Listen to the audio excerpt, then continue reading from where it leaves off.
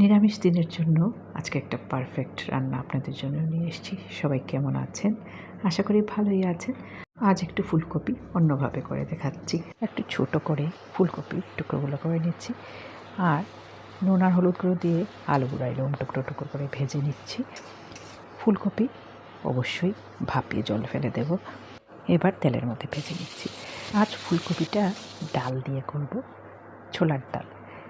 ডালটা ভিজিয়ে রেখেছিলাম, বেটে নিয়েছি। এবার ডালটাকে ঝুরি করার জন্য তেলের মধ্যে কালো জিরা আর হিং সম্বাস দিয়ে ডাল বাটাটা দিয়ে দিচ্ছি। খেতে কিন্তু ধোকার টেস্ট আসে। এর মধ্যে নুন, হলুদ গুঁড়ো, অল্প একটুখানি জিরে গুঁড়ো, চিনি, অল্প একটু লঙ্কা গুঁড়ো দিয়ে খুব ভালো করে একদম ঝুরঝুরে করে নেব। যেভাবে ধোকা রান্না করি সেইভাবে। এই রান্নাটা অনেকবারই আমি রান্না করেছি আর আপনাদের সাথে শেয়ারও করেছি। এবার একদম ঝুরঝুরে হয়ে গেলে নামিয়ে রেখে দেব। কড়াইটা খুব ভালো করে পরিষ্কার করে সর্ষের তেলের মধ্যেই করব। জিরে ফোড়ন দিয়েছি আর গোটা গরম মশলা থেতো করে দিলাম, তেজপাতা দিলাম। টমেটো একটু বেশি পরিমাণে দিয়েছি, স্বাদ মতো নুন, হলুদ গুঁড়ো, জিরে গুঁড়ো, কাশ্মীরি লাল লঙ্কা গুঁড়ো, অল্প চিনি দিয়েছি আর আদা গ্রেট করে দিয়ে দিয়েছি। এই বেসিক মশলাগুলোই এতে লাগবে, আর বিশেষ কিছু লাগবে না। অল্প জল দিয়ে মশলাটা সাঁতলে নিলাম। এইবার ভাজা আলু, ছুরা ডাল আর ফুলকপি একসাথে সব মিশিয়ে নেব।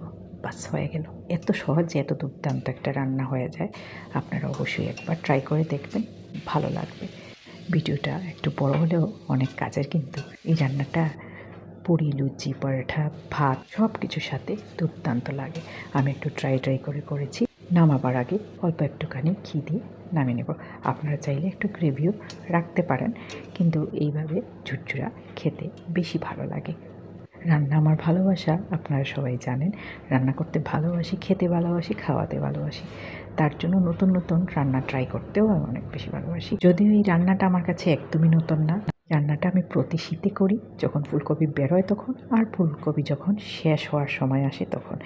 ফুলকপি খেতে খুব একটা ভালো লাগে না, তখন একটু গুছিয়ে রান্না করলে খেতে ভালো হয়। আজকের ভিডিওটা কেমন লাগলো অবশ্যই কমেন্ট করে জানাবেন। আর সবাই খুব খুব ভালো থাকবেন, সুস্থ থাকবেন। ভিডিওটা এই পর্যন্তই। পরের ভিডিওতে আরও অনেক গল্প হবে নতুন রেসিপির সাথে। টাটা সবাইকে।